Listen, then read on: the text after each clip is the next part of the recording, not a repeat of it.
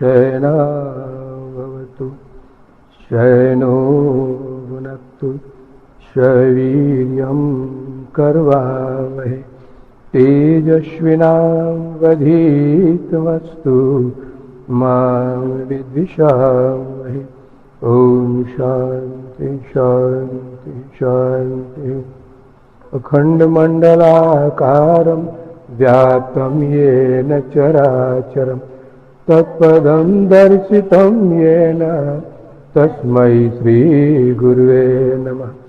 गुरुर्ब्रह्मा गुरुर्विष्णु गुरुर्देव महेश्वर गुरु साक्षात् परब्रह्म तस्मै श्री गुरुवे नमः। तस्मै श्री गुरुवे। जय।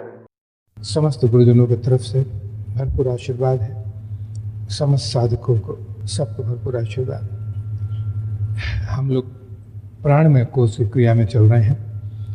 पिछली एकादशी को हम लोगों ने जाना कि निद्रा को अगर वश में कर लिया जाए तो प्राणमय शरीर, जिसको स्वप्न शरीर कहते हैं, ये हमारे वश में हो जाएगा और तब हम बहुत सी शक्तियों को पा सकते हैं। जब तक ये प्राणमय शरीर यानी हमारा अपना जो शरीर है, हम आत्मा रूप में इसी प्राणमय शरीर में ही रहते हैं, ये तो पिछले एकादशी को बता दिया गया। आज हम प्राणमय कोश की दूसरी क्रिया करने जा रहे हैं। अब एक धारणा तो आपको बनानी पड़ेगी, आप भूल जाएं कि ये स्थूल शरीर के आप मालिक हैं और आप स्थूल शरीर हैं। अब आपका अस्तित्व वैसे ही है जैसे आधुनिक जगत में आप मोबाइल के सिम कार्ड को समझ लें। ये जिस किसी भी मोबाइल में जाएगा वही काम करेगा। अब साधना पे में ये हमारे ऊपर में निर्भर करता है कि हम कितने दिन तक अपने प्राणमय शरीर में रह पाते हैं। और अगर हमारी वासना संसार में लगी हुई है तो हम तत्काल इस मृत्यु लोक में पुनः लौट आते हैं।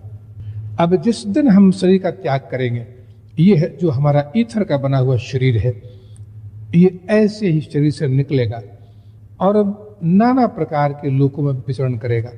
आज के इस एकादशी में हम ये जानने का प्रयास करेंगे कि ये स्वर्ग नरक और ये नाना प्रकार के जो लोक हैं, ये कहाँ हैं और क्या है ये, क्या वास्तव में इनका अस्तित्व है और है तो किस रूप में है, और हम शरीर का त्याग करने के बाद में कैसे वहां पहुंचेंगे, हम किन किन लोगों के अधिकारी हैं, इसका अध्ययन करेंगे आज हम।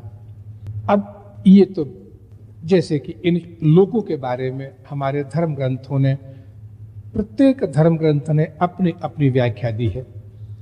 भक्ति मार्ग के धर्म ग्रंथों ने नाना प्रकार के लोकों का वर्णन किया है।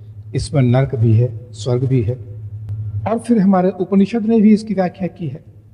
कि सभी धर्मों में है, चाहे मुस्लिम में हो, क्रिश्चियंस में हो, जिस किसी में भी हो, इन सब ने स्वीकार किया है कि एक ऐसा स्वर्ग है जहां मृत्यु के बाद हम जाते हैं। बाकी लोगों के बारे में वहां वर्णन नहीं मिलता है। तो एक बात तो अवश्य आपको माननी पड़ेगी कि ये जो शरीर है, स्थूल शरीर, इसने जब तक हमें बांध कर रखा है, हमें मने हमारे प्राणमय शरीर को, तब तक हम बंधन में हैं। जिस दिन हम यहां से निकलेंगे, हम उन लोकों में विचरण करेंगे, और ये लोक जिस दिन शरीर का त्याग करेंगे, तत्काल हमें अपने शरीर में जाना पड़ेगा, यानी प्राणमय शरीर यानी सूक्ष्म शरीर। तो दो तरह के लोक हैं, एक तो ये मृत्यु लोक यानी पृथ्वी, और दूसरा है अनंत ऊपर के जो लोक हैं। पहला पितर है, फिर गंधर्व है, किन्नर लोक है, नाग लोक है, देवलोक है, ब्रह्मलोक है, अनेक लोक हैं। इनमें हम गमन करेंगे तो उसके लिए हमें जो शरीर मिलेगा उसी का नाम है सूक्ष्म शरीर। तो स्थूल शरीर और सूक्ष्म शरीर और दो जगत भी हैं। एक ये जगत है जो कर्म प्रधान है, और एक वो बाकी जितने लोक हैं ये सब भोग प्रधान है। इनमें कोई भी कर्म प्रधान नहीं है। अब इसको जरा आप अच्छी तरह समझें और इन सच्चाइयों को स्वीकार करें और इसको एक वैज्ञानिक रूप में समझने का प्रयास करें। जैसे कि आप जगे हुए हैं, तो जगे हुए आप जो पाप करेंगे, पुण्य करेंगे, ये कर्म है, तो इसका फल भोगना पड़ेगा।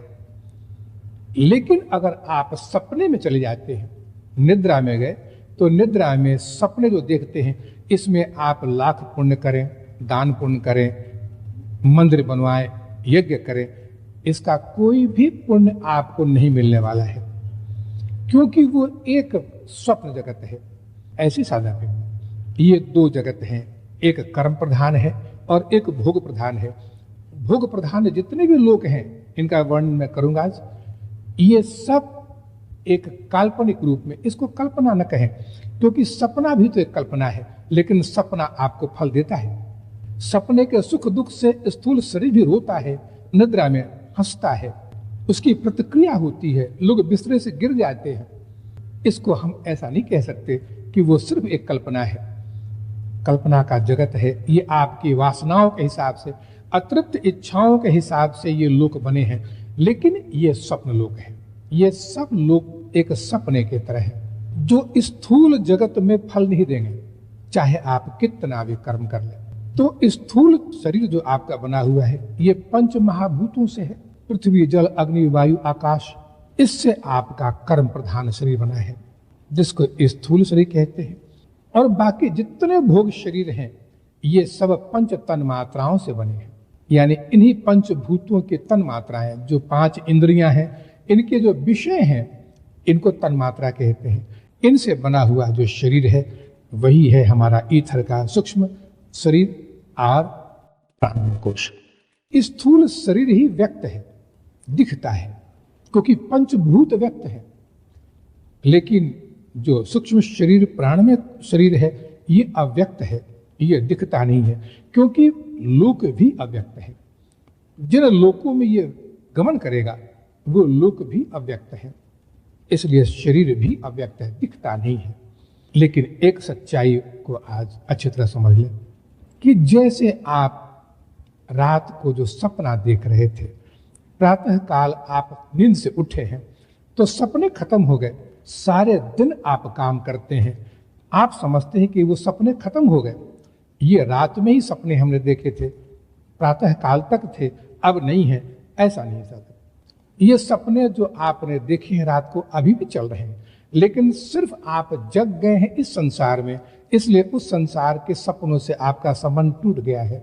इसको वैसे भी समझें कि जो चांद और तारे आकाश में रात में दिखते हैं, वो अभी भी हैं, दिन के उजाले में भी हैं, दिन में दोपहरी में भी हैं, लेकिन चूंकि सूर्य का प्रकाश है, इसलिए वो दिखते नहीं है।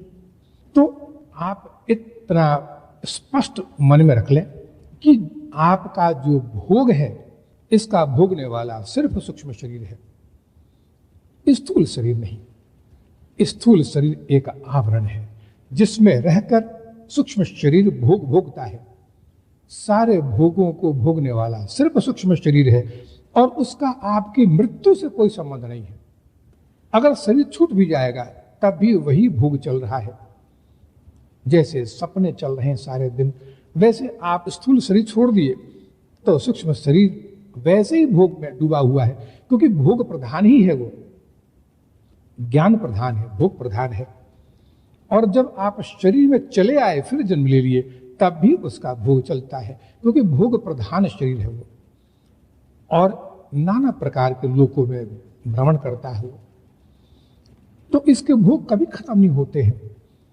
हाँ, इतना अवश्य है कि स्थूल शरीर में जब आप आ गए, जन्म ले लिया आपने, तो इन भोगों के अनुभव से आप वंचित हो जाते हैं। कभी आपने जीवन में प्रत्यक्ष अनुभव किया होगा कि अचानक गरीबी के दिन दूर हो गए, और या तो लॉटरी लग गई, या फिर कारोबार इतना बढ़ गया कि लाखों के मालिक बन गए आप।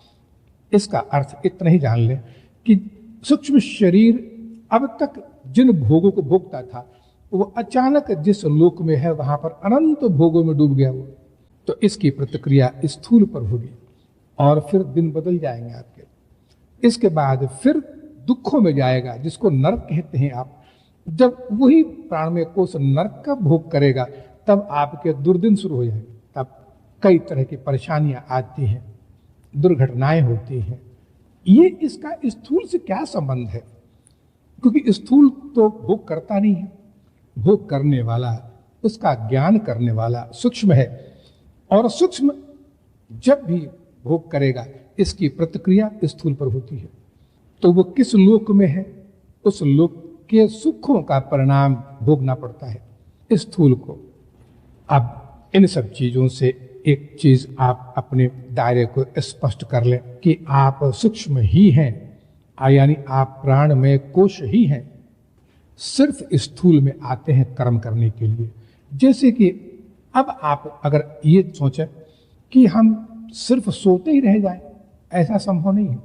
आप सारे दिन सो सकते हैं, 2 दिन सो सकते हैं, 3 दिन सो सकते हैं, लेकिन जगना तो पड़ेगा आपको। बगैर जगे सोने का अस्तित्व भी आपका नहीं है। इसी तरह से आता है, आप जितने लोकों में भ्रमण कर सके भ्रमण कीजिए, लेकिन एक बार पुनः कर्म करने के लिए इस स्थूल शरीर में आना ही पड़ेगा आपको, क्योंकि वास्तविकता ये स्थूल शरीर है, यही लोक है कर्म प्रधान। बाकी इसके कर्मों के फल है, चाहे आप जितने वर्षों तक 100 200 वर्षों तक भोग सके, लेकिन अंत में आपको जगना ही पड़ेगा। अब एक चीज और इसमें जानने की है कि मृत्यु में क्या होता है। मृत्यु में हमारी जो इंद्रियां हैं, जिस दिन हम शरीर का त्याग करेंगे, हमारी जो 5 इंद्रियां हैं, इनका विलय हो जाएगा मन में। ये मन में जाकर मिल जाएंगे, और मन का विलय होता है प्राण में। यही प्राण जो निकलेगा, और प्राण निकलते ही अपने शरीर में चला जाएगा। कौन से शरीर में? वही प्राण में, कोश में। तो इंद्रियां जाकर मन में विलय कर गई, मन विलय करेगा प्राण में, और ये प्राण ही उस आत्मा में प्रवेश करता है, जो आत्मा निकलकर दूसरे शरीर में जाएगी या तब तक भोग करेगी ऊपर के लोगों का। तो मृत्यु होते ही इंद्रियां अपने अपने स्वरूप को विलय कर देती हैं मन में। मन विलय कर दिया प्राण में, क्योंकि प्राण निकलेगा उस आत्मा को लेकर निकल जाएगी। अब ये निकलने के बाद में नाना प्रकार के लोकों में भ्रमण करेगा। अब इसके लिए विवेकानंद ने क्या कहा है, इसका व्याख्या करता हूं। हमारे धर्म ग्रंथों ने इसकी व्याख्या की है। अब इसकी प्रमाणिकता आप कल्पना करके, चिंतन करके देखें कि ये सच्चाई है कि नहीं। भूल जाए हमारे उन पुराणों ने क्या कहा है, वास्तविकता को पकड़े। विवेकानंद ने स्पष्ट लिखा है कि इसमें जब कोई आत्मा बहुत धर्मात्मा होती है, यानी धर्म कार्यों में सारा जीवन बीता है, निष्काम सेवा में जीवन बीता है, और उन्नत आत्मा है, जागरूक आत्मा है, वो सबसे पहले जाएगा सूर्य मंडल में, यानी सूर्यलोक में जाएगा। गीता में भी आपको इसकी व्याख्या मिलेगी। तो सूर्य मंडल में जाएगा, सूर्य मंडल से निकलकर चंद्र मंडल में जाएगा, और इसी चंद्र मंडल में अनंत स्वर्ग है, कई स्वर्ग हैं इसमें। अब स्वर्गों में भेद है, और उस चंद्र मंडल के बाद में विद्युत लोक में जाएगा, और विद्युत लोक में 84 सिद्ध हैं। हम लोग की मान्यता के हिसाब से 84 सिद्ध हैं, इनकी व्याख्या मिलेगी आपको ग्रंथों में। ये तिब्बत के लामा है, जो सिद्ध होकर और हमें नाना प्रकार के लोकों में ले जाते हैं, ज्ञान प्रदान करते हैं, क्रिया में सहायक बनते हैं। ये सिद्ध है।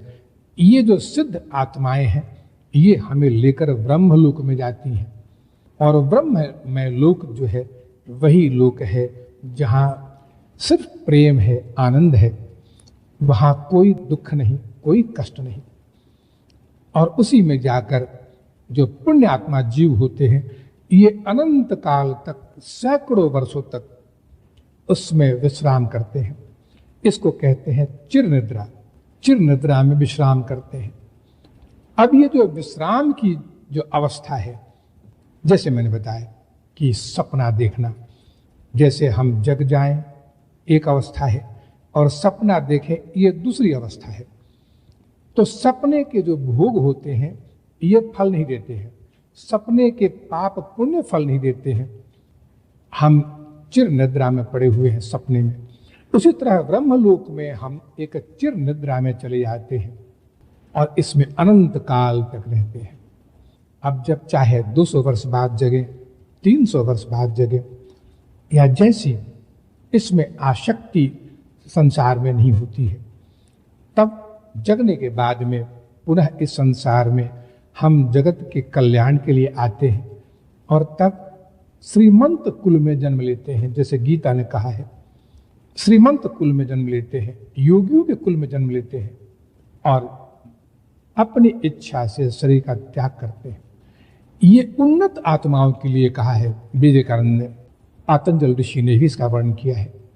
लेकिन जो मध्यम आत्माएं होती हैं, जो सकाम पूजा करती हैं, किसी इच्छा को लेकर देवी देवताओं की पूजा करती हैं, या यज्ञ है, दान पुण्य है, ये सब किसी एक इच्छा को लेकर कि इसके बदले में हमें मिले, ये राजस साधक होते हैं। ऐसे लोग सीधे ही चंद्रलोक को जाएंगे।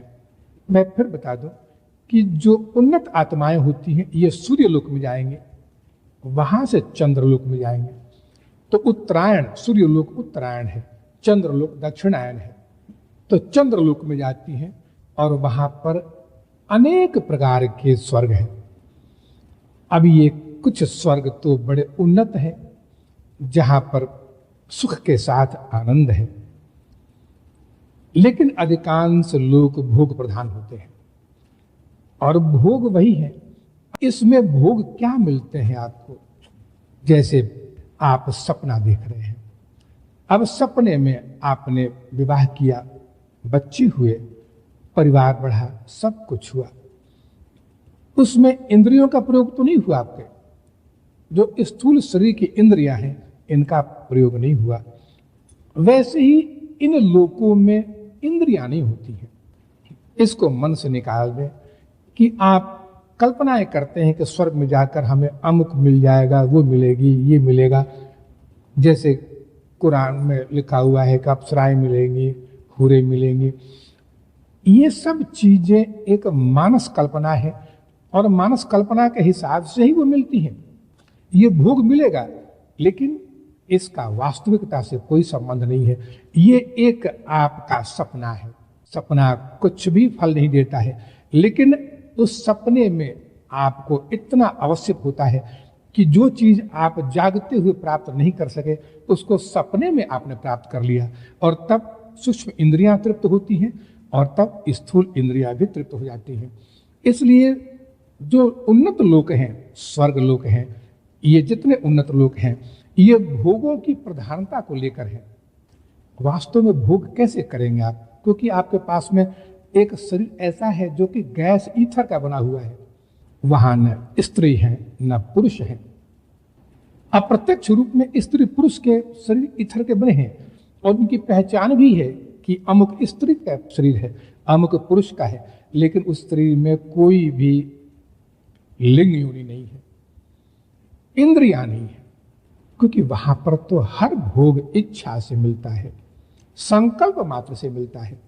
और वो संकल्प वही है जैसे सपने में आप तृप्त हो जाते हैं कि अमुक मिल गया। तो वो राजसी व्यक्ति जो चंद्रलोक में जाता है, ये अपने पुण्यों को लेकर जाता है। पुण्य से ही मिलते हैं चंद्रलोक के स्वर्ग, और वहां पर पुण्यों का भोग करता है वो। और जैसी उसकी कल्पना होती है उसके अनुसार वो अपने स्वर्ग का निर्माण करता है। उस स्वर्ग का अधिपति इंद्र वही बनता है और अपनी अतृप्त इच्छाओं को भोग करके तृप्त करता है। लेकिन अभी मैंने जैसे बताया कि क्या वास्तविकता है वो? क्या वास्तव में भोग करता है? क्या वास्तव में परियां मिलती हैं? नहीं साधक, वास्तव में नहीं है, लेकिन वो परियों का भोग करता है, वो राज्य सुख का भोग करता है, इंद्र बन के भोग करता है, और तभी तो इंद्रियों को तृप्त कर पाता है। इसलिए जितने स्वर्ग हैं ये सिर्फ भोग प्रधान है। भोग भी 3 तरह के हैं वहां पर, सात्विक, राजसिक और तामसिक। लेकिन इन सब के संस्कार आपके स्थूल पर नहीं है। कोई भी संस्कार न स्वर्ग के आते हैं न ही नरक के आते हैं। इसलिए इसका अर्थ यही हुआ कि ये सब एक मानस लोक की कल्पना करके हम लोग निर्माण कर देते हैं उसका, और इसका भोग करते हैं। ये भोग प्रत्येक व्यक्ति का अपना होता है, हर व्यक्ति का स्वर्ग अपना होता है। सिर्फ ब्रह्मलोक एक ऐसा लोक है जहां हम जाते हैं और वहीं पर गुरुजन कह ले या फिर जितने सिद्ध महात्मा हैं, ये हमारे उस साधना को, हमारे उस आनंद को प्रदान करते हैं। लेकिन वहां पर कर्म नहीं हो सकता है। आप कर्म कैसे करेंगे? सपने में आप कोई कर्म कर सकते हैं? आपने सपने में किसी को दान दे दिया कुछ, तो उसका पुण्य कभी नहीं मिलेगा आपको। हाँ, इतना अवश्य इसका विधान है कि सपने की किए हुए पुण्यों को आप यहां तो नहीं ला सकते, क्योंकि वो करेंसी यहां नहीं चलती है, तो वहां के बैंक में जमा कर दे, फिर अगली बार जब शरीर का त्याग करके जाएंगे तो उस भोग को वहां भोग सकते हैं। ये व्यवस्था है, क्योंकि सब कुछ तो आपका किया हुआ है, इसका ईश्वर से कोई संबंध नहीं है। ईश्वर ने कभी स्वर्ग की रचना नहीं की है, इसको हम लोगों ने निर्माण किया है। अब राजसी व्यक्ति जब अपने भोगों को तृप्त कर लेता है तो सारे पुण्य क्षय हो जाते हैं उसके, और तब जिस दिन पुण्य क्षय होते हैं उसके संचित कर्म प्रबल हो जाते हैं। यानी वो कर्म जो जब तक जिंदा था तब तक प्रारब्धों का भोग किया उसने, लेकिन कर्म करता रहा और कर्म करते रहते हुए उसने संचित किया कर्मों को। अब ये कर्म जब प्रबल हो जाते हैं तब यही प्रारब्ध बन जाएगा, और ये कर्म प्रबल होते ही उसको वायुमंडल में फेंक दिया जाता है। और तब वायुमंडल में अपने कर्मों के हिसाब से किस कुल में जन्म लेना है, कैसा शरीर होगा, इसकी व्यवस्था पहले से हो जाती है। और जिस कुल में जन्म लेने का है तो चंद्र लोक में ही पितर लोक है। उस कुल के पितर उस जीव को अपने साथ ले जाकर, और जिस कुल में जन्म लेने का संकल्प किया है उसने कर्मों के हिसाब से, उस कुल के अन्न में प्रवेश करा देते हैं, और अन्न के माध्यम से वीर्य में जाता है और गर्भ में जाएगा और फिर जन्म हो जाएगा। तो ये व्यवस्था है, और इसी व्यवस्था के अंतर्गत में सारा जितना सूक्ष्म लोक है ये चलता है, क्योंकि कर्म प्रधान जगत ही सबका मूल है। जैसा कर्म करेंगे वैसा ही अगला शरीर बनेगा, पातंजल ऋषि ने भी कहा है। और एक ही सिद्धांत है सब ऋषि मुनियों का कि या तो स्थूल शरीर में रहे, यानी इस भूलोक, क्योंकि कर्म प्रधान है, जब तक इंद्रियां प्रबल है कर्म करता रहे, और फिर विश्राम के लिए चला जाए ब्रह्मलोक में, बीच में नहीं भटके। जैसे आप दिन भर काम करे, दफ्तर में अपना काम करे, पैसा कमाए, सब कुछ करे, काम खत्म होते ही सीधे बिस्तरे पर चले जाए, नींद में चले जाए, और वहां पर सारे दिन थकान जो हुई थी, जो आपका जो तेज है ये खत्म हो चुका था, वो रात को मिल जाता है आपको, तब पुनः सुबह उठते फिर कार्य में लग जाए। तो ऐसे ही इस संसार में कर्म करते रहे, और कर्म करने के बाद शरीर का जो त्याग हो सीधे ही चले जाना चाहिए ब्रह्मलोक में, बीच में नहीं अटके। बीच के ये जो लोक हैं ये सिर्फ कल्पना और आपकी वासनाओं के अनुसार उनका निर्माण आपको करना पड़ेगा। लेकिन परमात्मा ने सिर्फ या तो नींद बनाए है या जागरण बनाए है, और कुछ नहीं बनाए है। और जब ये दोनों का अस्तित्व खत्म होता है तो सुषुप्ति है, यानी मुक्ति अवस्था है। तो इसलिए लोक भी तीन है, जागृत, स्वप्न और सुषुप्ति। जागृत का स्वर्ग जो हमारा यही धरती है, इस पर आप भोग करते हैं। अगर आप कमाते हैं तो उसका भोग भी करते हैं। ये कोई स्वर्ग का भोग नहीं है, ये आपके जागृत का भोग है। लेकिन जब इससे आप थक जाते हैं तो जो कुछ भी कर्म किया था आपने उसके अनुसार अब आप स्वप्न के स्वर्ग का भोग करते हैं। इसको कहते हैं कि स्वप्न का भोग, और यही है स्वर्ग, यही नरक, यही दिव्य लोक है, जहां पर आप अपनी वासनाओं के अनुसार उस लोक का निर्माण करते हैं और भोग करते हैं। और तीसरा जो है सुषुप्ति, यानी वही समाधि, वही अनंत मुक्ति, जहां से फिर लौटना नहीं होता है। अब ये तो हो गया राजस लोगों का, जो ऊपर से कर्मों का क्षय होते ही जिस कुल में जाने की इच्छा किए थे उस कुल के पितर आपके पास आते हैं कि आइए चलिए मेरे कुल में आपको जन्म लेना है, और पितर संग में आते हैं, सपना देते हैं परिवार को और गर्भ धारण कराकर लौट जाते हैं। अब तामसी आत्माओं को, जो दुष्ट आत्माएं हैं, इनकी गति क्या होती है? सात्विक हो गए ब्रह्मलोक में चले गए, राजसी हो गए स्वर्गलोक में चले गए, और तामसी जो आत्माएं होती हैं, जो दुष्ट आत्माएं थी, जो संसार में खून खराबा, मारपीट, नाना प्रकार के दुष्कर्म करते हैं, ये लंबे समय तक प्रेत योनि में रहते हैं। अब ये भी एक योनि है, ये भी पिछली एकादशी को मैंने बताया था कि ये भी एक योनि है। 10 दिन तक तो हर व्यक्ति को रहना पड़ता है, लेकिन जो दुष्ट आत्माएं हैं ये लंबे समय तक प्रेत योनि में रहती हैं और दूसरों को कष्ट देती हैं, अपने शत्रुओं से बदला लेती हैं, और फिर अंत में जब शरीर धारण करना होता है तो तिर्यक योनि में चली जाती हैं, पशु पक्षी योनियों में चली जाती हैं, वहां पर अपने कर्मों के अनुसार फल का भोग करती हैं। तो साधक सबसे मुख्य चीज ये है कि ये 3 प्रकार के जो स्वर्ग हैं, एक जागृत के हैं, एक स्वप्न के हैं, एक सुषुप्ति के हैं, ये 3 अवस्थाओं के हैं, सात्विक, राजसिक और तामसिक। तो ऋषि मुनियों ने कहा है कि इनके पचड़े में नहीं पड़े, बस सबसे सुंदर ये कर्म प्रधान ये लोक है, इसी में तीनों ही प्रकार के स्वर्ग हैं। आप दिन में जो कर्म करते हैं और फिर अपने उस अर्जन किए हुए धन से जो भोग करते हैं, ये आपके जागृत का भोग है, इसको करें। और फिर जब रात को सपने में चले जाए तो उस सूक्ष्म का भोग करें, और फिर जब ये दोनों नहीं हो तो फिर सुषुप्ति में भोग करें। ये मुक्ति भोग है। इस संसार में ही तीनों हैं, सारे लोक हैं, सारे स्वर्ग हैं, ब्रह्मलोक भी है। अब सवाल ये है कि किस तरह के स्वर्ग और लोक के आप अधिकारी हैं। इसके लिए मैंने बताया था कि प्राण में कोश के धर्म है भूख और प्यास। अब आपकी भूख और प्यास किस चीज को लेकर है? अगर आपकी भूख ईश्वर दर्शन की है, मुक्ति की है, ज्ञान की है, भक्ति की है, तो आप समझें कि आप ब्रह्मलोक के पूर्ण अधिकारी हैं। और वो जो मुक्त आत्माएं हैं, जो सिद्ध आत्माएं हैं 84, इनमें से कोई एक आपको ब्रह्मलोक में ले जाएंगे, और फिर वहां पर आपकी अनंत समय तक जो समाधि कहिए या निद्रा कहिए, इस निद्रा में आप पूर्ण विश्राम करते हैं और भोग भी करते हैं। आप किसका? आनंद का भोग करते हैं।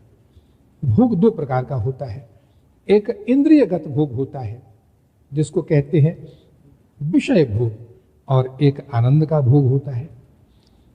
तो ब्रह्मलोक में संत महात्माओं गुरुजनों के साथ में आनंद का भोग होता है, लेकिन जो विषय भोग के लिए हैं उनके लिए स्वर्गों का निर्माण है। तो अगर आप उस आनंद के प्यासे हैं तो आप हमेशा उसी मुक्ति अवस्था में ही रहेंगे, आनंद का भोग करते रहेंगे। लेकिन अगर आपकी प्यास विषय भोग की है तो इतना जान लें कि ये सारे स्वर्ग के दरवाजे आपके लिए खुले हुए हैं, और आपकी ये भूख प्यास कभी मिटने वाली नहीं है, क्योंकि वो भोग समाप्त होते ही पुनः फेंक दिए जाएंगे इसी वायुमंडल में, पुनः जन्म लेंगे और फिर ये कर्म करेंगे वासनाओं के अंतर्गत और फिर स्वर्ग में जाएंगे। तो ये कभी समाप्त नहीं होते हैं।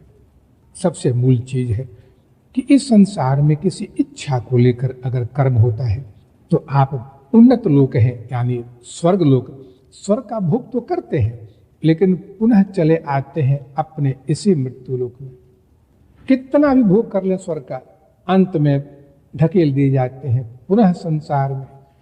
कर्म करो, पुण्य खत्म हो चुके हैं स्वर्ग में, और फिर अपने हाथ भर के गए थे खाली हाथ आते हैं। एक कथा सुनाता हूं। एक दंपत्ति ने भगवान की बड़ी आराधना की, बहुत पूजा किया, भगवान प्रसन्न हो गए, भगवान प्रकट हुए, बोले मांगो, क्या मांगते हो, वरदान मांग लो। दोनों बड़े असमंजस में पड़ गए। कि इतनी जल्दी भगवान ने कह दिया वरदान मांगो, हमने तो कुछ सोचा ही नहीं, प्लानिंग नहीं किया पहले से, अब जल्दबाजी में क्या मांगे। सोचने लगे। भगवान ने कहा कि मैं ज़्यादा देर तो रुकता नहीं हूँ, ये 3 फल तुमको दे जाता हूँ, सोच लो, विचार कर लेना, जब मर्जी हो एक एक फल से एक एक वरदान मांग लेना। ये 3 वरदान जो मांगोगे मिलेगा, कोई संकोच नहीं, मैं बहुत प्रसन्न हूँ तुम पर। और भगवान अंतर्ध्यान हो गए। दोनों पति पत्नी घर लौटे, सोचने लगे। पत्नी ने कहा कि सोचना क्या है इसमें, गाड़ी बंगला और धन मांग लेते हैं, बस अपने पास में एक बड़ी हवेली हो, गाड़ी हो और धन संपत्ति से भरा रहे घर, इससे ज्यादा क्या होगा, मांग लेते हैं वो। अब पति को बात जची।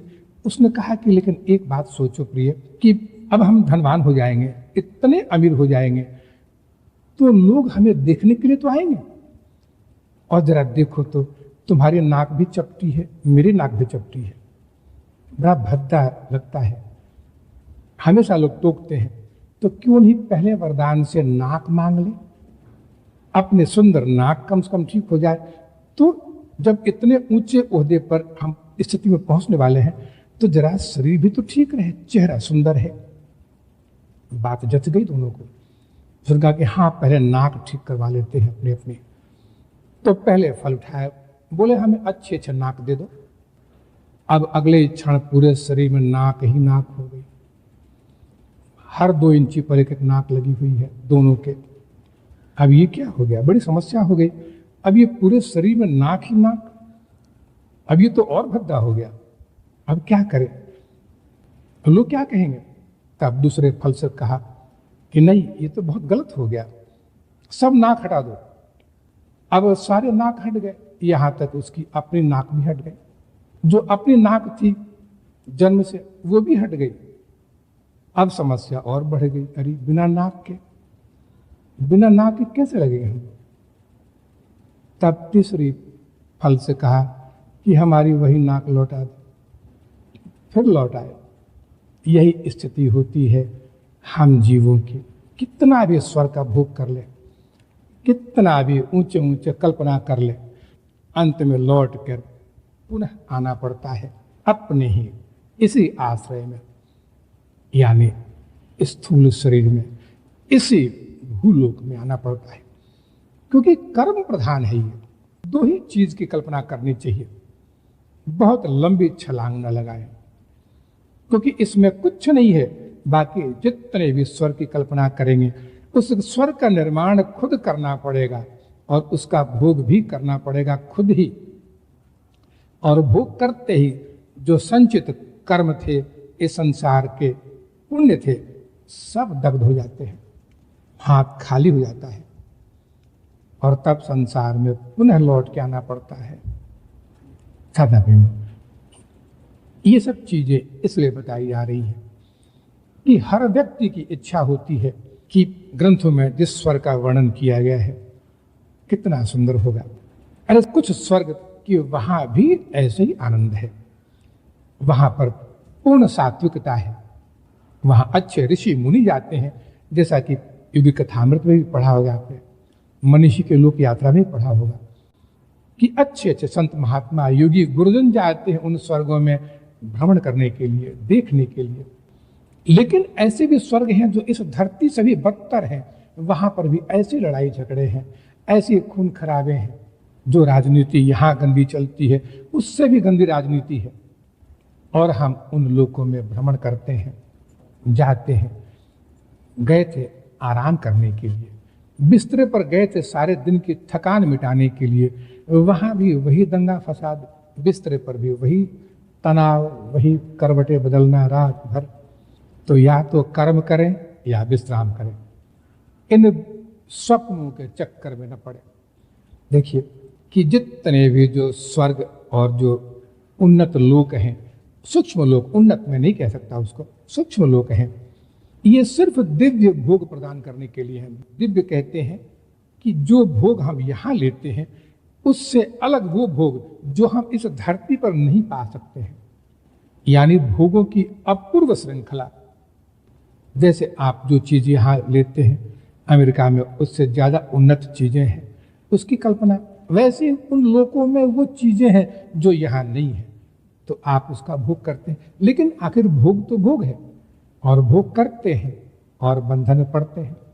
अब उन लोकों में न कोई आप कर्म कर सकते हैं, न पूजा पाठ कर सकते हैं, न ही साधना कर सकते हैं। कोई कर्म नहीं हो सकता है, क्योंकि वो तो एक स्वप्न लोक नाम ही है उसका। उसका भोक्ता आपका स्वप्न, वही प्राण में शरीर है। तो जितने उन्नत लोक हैं ऊपर के, ये सारे के सारे आपके प्राणमय कोष के तृप्ति के लिए बने हैं। हरे पादकमूल दासानुदास भवता भूय मनः स्मरेतात् पतेर्गुणास्ते गृहीत्वा कर्म करोतु काय ननाकपृष्ठं न च पारिनिष्ठं न सार्वभौमं नरकाधिपत्यं न योगसिद्धिर्पुनर्भवं वा समञ्जसत्वां विरहय्यकाङ्क्षे अजातपक्षात् इव मातरं खगा स्तन्यं यथा सतराक्षधारता प्रियं प्रियेव विसितं विषणा मनोर्विन्दाक्षिदृच्छते त्वां ममोत्तमश्लोक जनेषु सख्यं संसारचक्रे भ्रमतः स्वकर्मभिः वनमायात्मात् मददार्गे स्वशक्तिचित्तस्य ननाथ भूयात् अहं हरितो पादेकमूल दासानुदास भवता जय जय जय